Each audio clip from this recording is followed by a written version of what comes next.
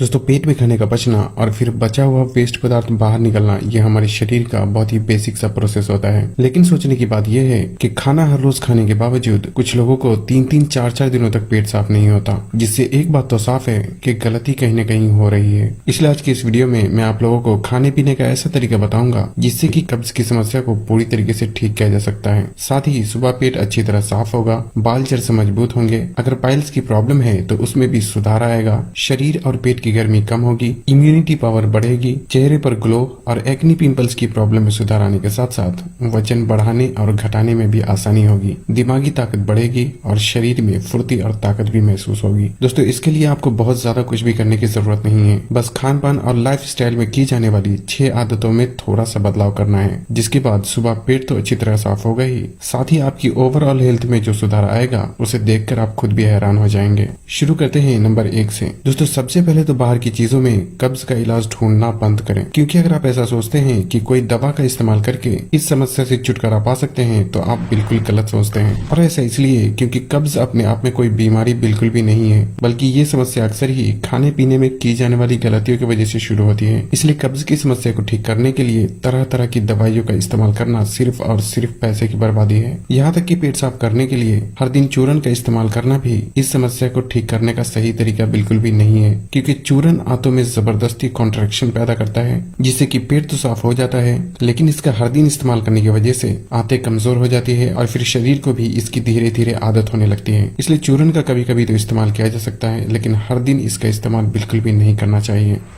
Number 2 है खाने के तरीके में सुधार करना। दोस्तों, सुबह का नाश्ता, दोपहर का खाना और रात का खाना, इन तीनों वक्त के खाने में जो सबसे बड़ी गलती होती है वो है सब्जी का इस्तेमाल बहुत कम मात्रा में करना या फिर बिल्कुल भी ना करना। खासकर जो लोग नॉन वेजिटेरियन होते हैं वो जब भी नॉन वेज खाते हैं उसके साथ सब्जी खाना बिल्कुल भी जरूरी नहीं समझते। यहाँ तक कि वेजिटेरियन लोग भी अक्सर ही जानकारी की कमी होने की वजह से रोटी और चावल के साथ अक्सर ही बहुत कम मात्रा में सब्जी का इस्तेमाल करते हैं, जो कि कब्ज की समस्या होने का सबसे बड़ा कारण बनता है। सवाल ये उठता है कि आखिर सब्जी के ना खाने से कब्ज होने का क्या कनेक्शन है, क्योंकि खाना तो हम प्लेट भर के हर रोज खा ही रहे हैं, तो फिर आखिर वो कहाँ जा रहा है। दोस्तों, शायद आप लोगों को ये बात तो पता ही होगी कि जो भी हम खाते हैं वो पेट में पचने के बाद उस खाने का कुछ हिस्सा खून के जरिए हमारे शरीर के अलग अलग हिस्सों में इस्तेमाल कर लिया जाता है, और जो शरीर में इस्तेमाल होने लायक नहीं रहता वो बड़ी आंत में वेस्ट के रूप में जमा होने लगता है, जो कि बाद में मल के रूप में शरीर से बाहर निकल जाता है। लेकिन यहीं पर हमें ध्यान देने की जरूरत है, क्योंकि सफेद चावल, मैदे से बनी चीजें, मिल्क प्रोडक्ट यानी दूध और पनीर और सभी तरह के नॉन वेज जैसे कि गोश्त, मछली और अंडे जैसी चीजों में फाइबर बिल्कुल भी नहीं होता, या यूं कह ले कि फाइबर की मात्रा इनमें बिल्कुल 0 होती है,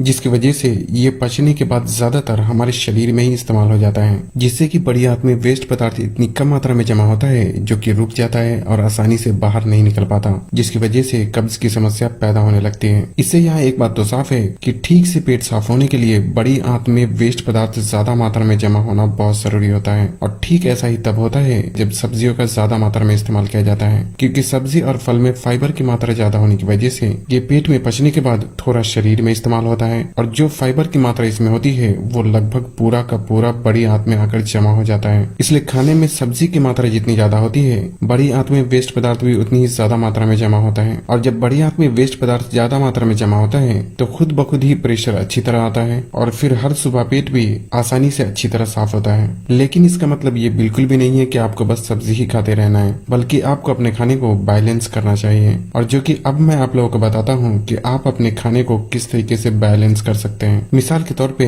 अगर आप सुबह टाइम की कमी होने की वजह से ब्रेड के साथ अंडे का इस्तेमाल करते हैं तो उसमें खीरा और गाजर जैसी चीजों को सलाद के रूप में ऐड करें, ताकि जो फाइबर अंडे और ब्रेड से नहीं मिल रहा उसकी कमी खीरे और गाजर के जरिए पूरी हो जाए। और अगर आप ब्रेड को मिल्क प्रोडक्ट के साथ इस्तेमाल करते हैं तो साथ में एक सेब के टुकड़े करके अपने खाने में ऐड जरूर करें। साथ ही अगर आप व्हाइट ब्रेड की जगह ब्राउन ब्रेड का इस्तेमाल करते हैं तो ये और भी अच्छी बात हो सकती है। और अगर आप सफेद चावल या रोटी के साथ गोश्त, मछली या फिर किसी भी तरीके के नॉन वेज का इस्तेमाल करते हैं तो यहाँ भी याद रखें कि चावल और गोश्त, मछली में बिल्कुल भी फाइबर नहीं होता। इसलिए इन चीजों के साथ आपको किसी भी सब्जी को अच्छी खासी मात्रा में अपने खाने में शामिल करना चाहिए। सब्जी पकी हुई भी आप इस्तेमाल कर सकते हैं, नहीं तो कच्ची सब्जी का सलाद के रूप में भी इस्तेमाल किया जा सकता है, ताकि जो फाइबर चावल और नॉन वेज से नहीं मिल रहा उसकी कमी सब्जी के जरिए पूरी हो जाए। लेकिन यहाँ ये भी ख्याल रखना जरूरी है कि अगर सब्जी को आप सलाद के रूप में इस्तेमाल करते हैं तो पहले सलाद को खाकर खत्म कर दें और उसके बाद अपने खाने का इस्तेमाल करें, क्योंकि ऐसा करने से पेट में खाना को पचने में बहुत ही आसानी होती है। साथ ही रात के समय सलाद का इस्तेमाल न करके पकी हुई सब्जी का ही आपको इस्तेमाल करना चाहिए। ओवरऑल पूरी बातों का कंक्लूजन ये है कि बस इतनी सी बात आप हमेशा याद रखें कि चाहे आप वेजिटेरियन हो या नॉन वेजिटेरियन, आपके हर वक्त के खाने में कोई भी एक सब्जी अच्छी खासी मात्रा में मौजूद होना चाहिए ताकि बड़ी हाथ में वेस्ट पदार्थ सही मात्रा में जमा हो।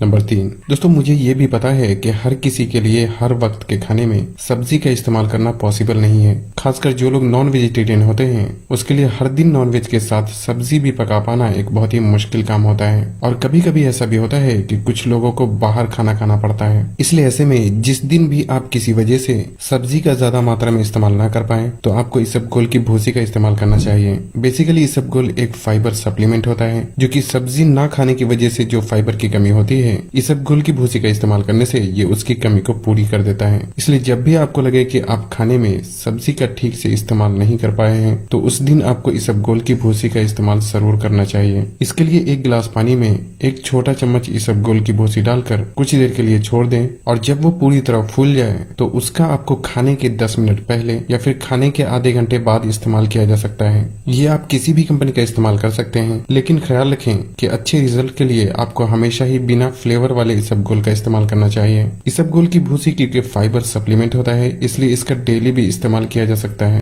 एक बात का और ख्याल रखें कि इसबगोल को पानी में डालने के बाद ये 5 मिनट के अंदर ही पूरी तरह फूल जाता है, इसलिए आपको इसे बहुत ज्यादा देर तक रखकर छोड़ने की बिल्कुल भी जरूरत नहीं है। नंबर 4, पानी पीने के तरीके में सुधार करना। दोस्तों पाचन प्रक्रिया में पानी एक बहुत ही अहम रोल प्ले करता है, इसलिए पानी पीने के बारे में आपको हमेशा ही 3 बातों का ख्याल जरूर रखना चाहिए। पहला तो ये कि सुबह खाली पेट सबसे पहले 1 से 2 गिलास पानी का सेवन जरूर करें, जिसमें आप हल्के गर्म पानी या फिर नॉर्मल पानी का भी इस्तेमाल कर सकते हैं। दूसरा ये कि खाना खाने के तुरंत बाद पानी न पीकर खाने के कम से कम आधे घंटे बाद पानी पीना चाहिए, क्योंकि खाने के तुरंत बाद पानी पीने से पाचन क्रिया धीमी पड़ जाती है। हालांकि 1-2 घूंट पानी आप खाना खाने के बाद भी पी सकते हैं, लेकिन गिलास भर के अगर पानी पीना हो तो आपको खाना खाने के कम से कम आधे घंटे बाद ही पीना चाहिए। और तीसरी बात यह कि एक सही मात्रा में पानी पीने का भी खास ख्याल रखना चाहिए, क्योंकि शरीर में पानी की कमी होना भी कब्ज की समस्या को बढ़ावा देता है। इसलिए एक सामान्य व्यक्ति को दिन भर में कम से कम 8 से 10 गिलास पानी जरूर पीना चाहिए, और अगर मौसम ठंडी का हो तो 6 से 8 गिलास पानी पीना भी काफी हो जाता है।